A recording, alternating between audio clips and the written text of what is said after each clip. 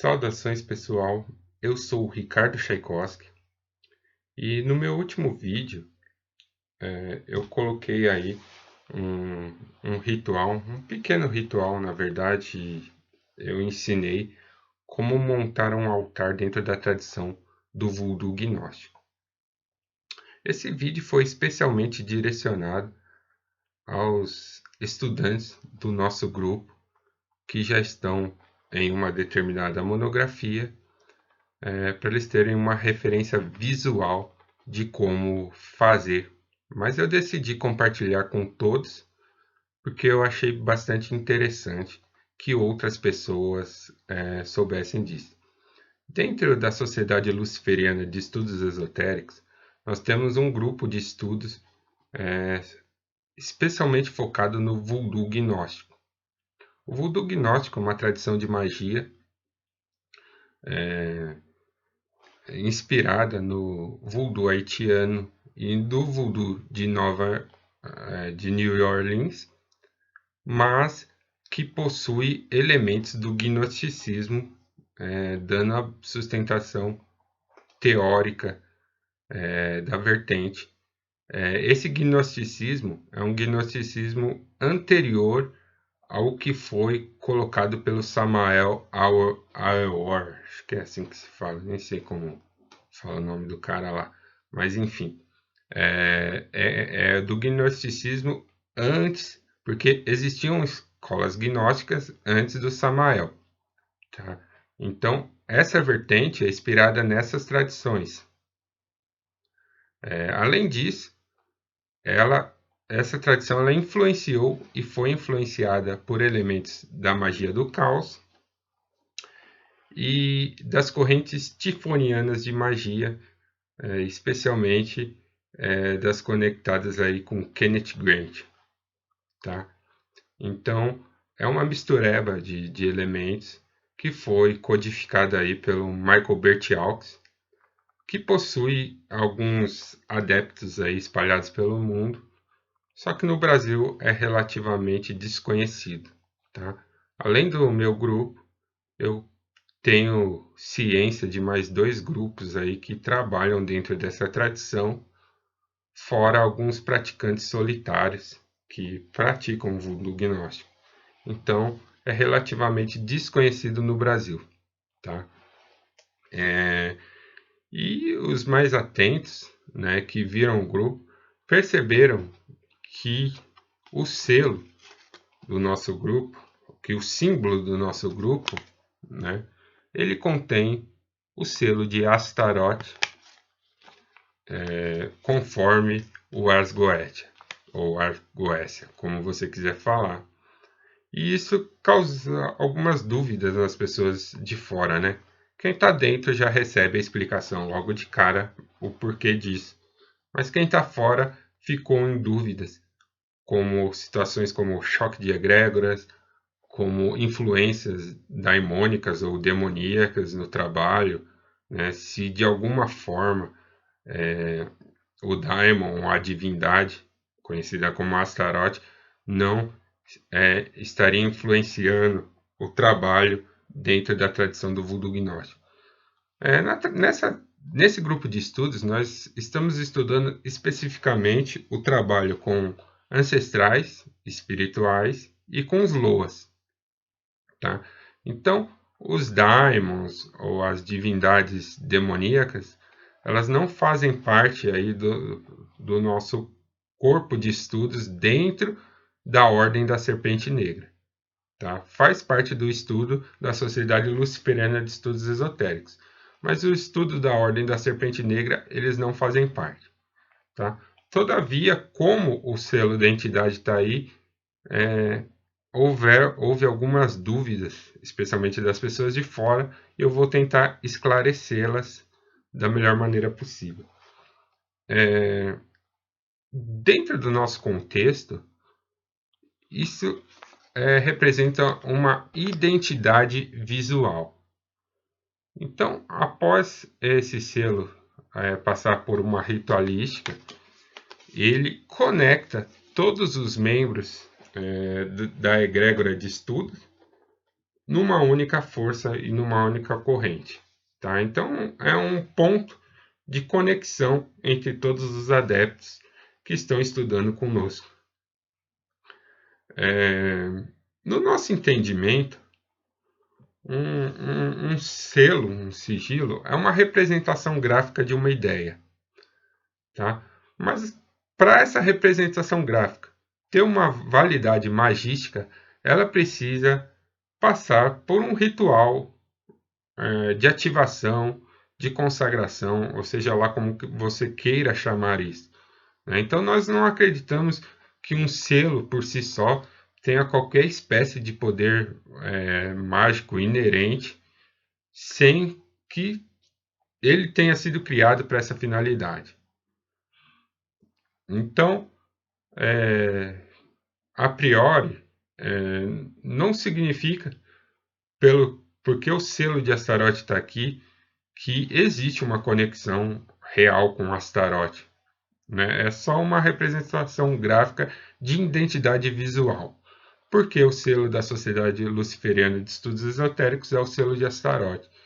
E eu decidi colocar o selo de Astaroth em homenagem à entidade aí que eu trabalho já faz tempo e que me auxiliou muito aí em determinados períodos da minha vida e vem me auxiliando ainda. Então foi uma homenagem. Mas ele não está magicamente ativo nem programado para se conectar com Astaroth automaticamente. Então não precisa ter nenhuma espécie de receio de que, usando o selo da Ordem da Serpente Negra, você realmente vai estar conectado com esse daimon ou com essa divindade. Tá? E onde, né? Por que eu me baseei nisso? Eu me baseei nisso através da minha experiência prática. Né? Depois de muito estudo, de muitos rituais, eu vi que é assim que funciona. Que um selo ele não tem um poder por si só inerente. Tá? Então, não importa se o selo está num livro, num filme ou num videogame, dentro do nosso entendimento, o simples fato do selo estar lá não significa que todo mundo que ter contato com aquele selo vai estar necessariamente em contato com a entidade. Tá? Porque para ter contato com a entidade você precisa de um ritual magístico para isso. Algumas tradições acreditam, né, que os selos na verdade são portais que conectam o magista à esfera de poder da entidade e até à própria entidade. Tá? E como um portal, como uma porta do mundo físico que está trancada, para você abrir ela você precisa de uma chave. E a chave é justamente o ritual. Você dizer que o selo ele já está conectado com a entidade, mesmo sem esse elemento do ritual, sem esse elemento ritualístico, então você está desmerecendo todo o trabalho do magista. Então não precisaria de um magista, de um mago, do iniciado, para fazer nenhum tipo de ritual, porque qualquer um que tivesse contato com o selo ia conseguir contato com a entidade sem nenhuma ritualística, somente de ter o selo lá. E não é assim que a gente vê na prática. Um caso muito interessante é do Bruce Dickinson, que colocou o mesmo selo do Astaroth na capa de um CD. E nem por isso as pessoas que ouvem o CD estão conectadas ou têm qualquer ligação com Astaroth. A maioria das pessoas nem sabe que aquele selo era de Astaroth.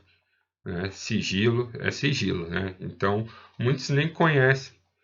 Né? E aí dentro aí da ciência acadêmica comum, né, a gente sabe já através de estudos científicos que para um selo ou para um símbolo gráfico ele ter um determinado impacto na consciência da pessoa, a pessoa tem que ter um conhecimento prévio do que aquele selo significa, do que aquele símbolo significa.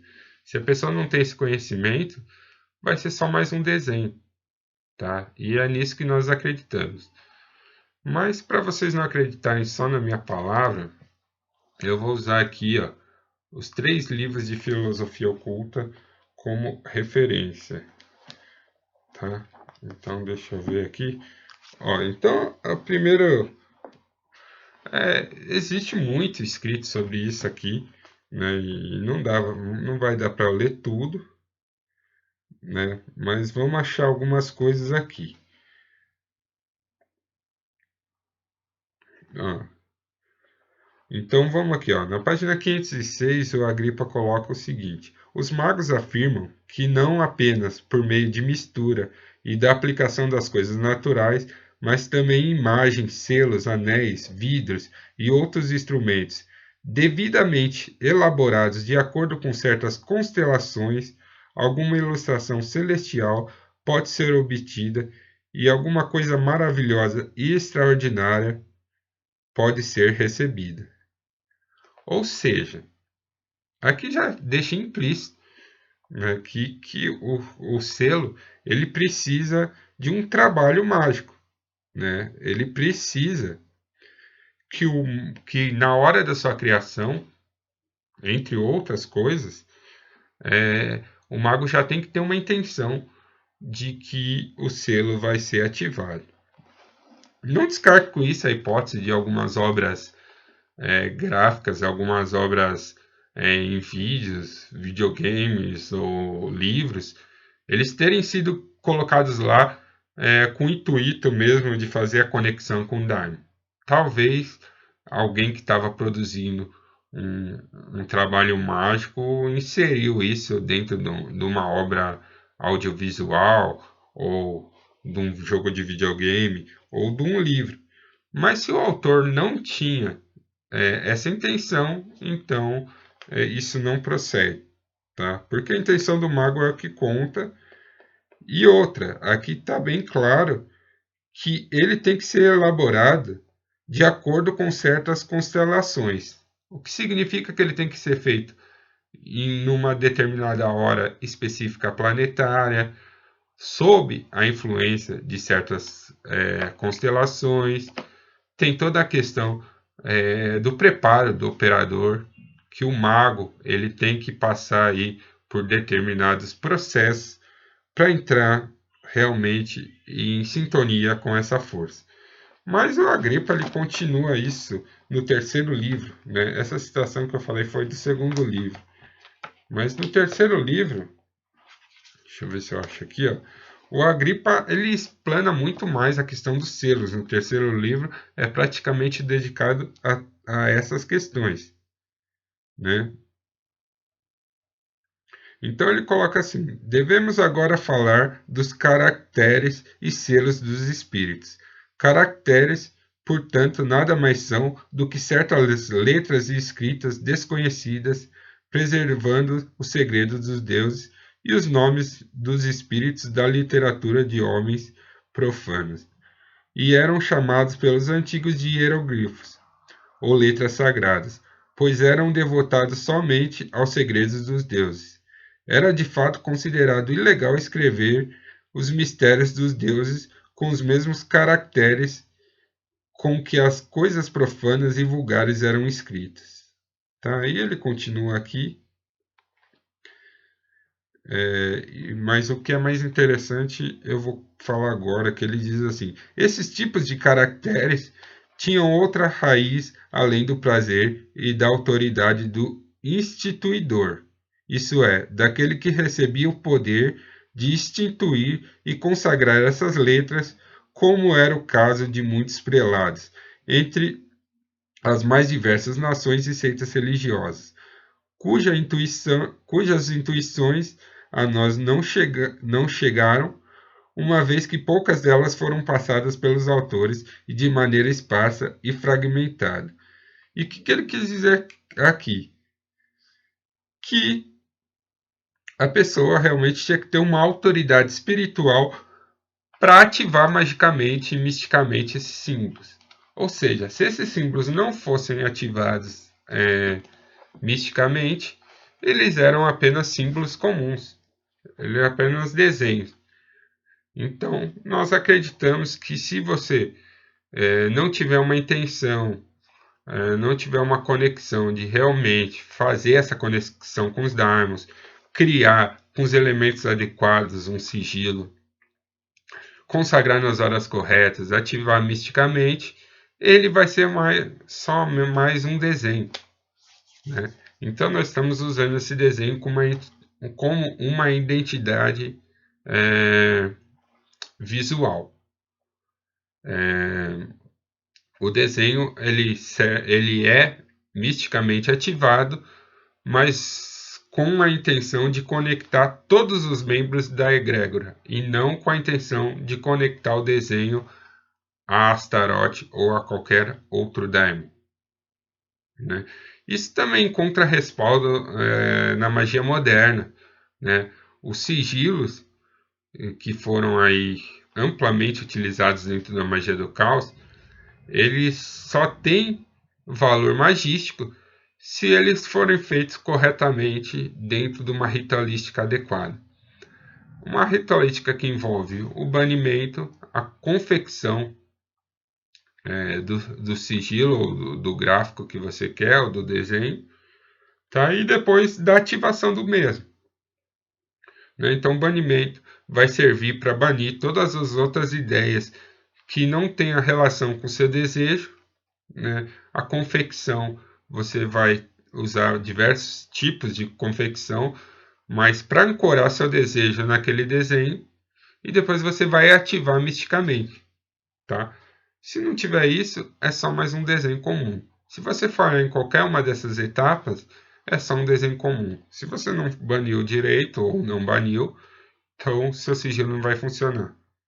Tá? Se você não fez ele corretamente com a intenção fixa no seu desejo, ele não vai funcionar.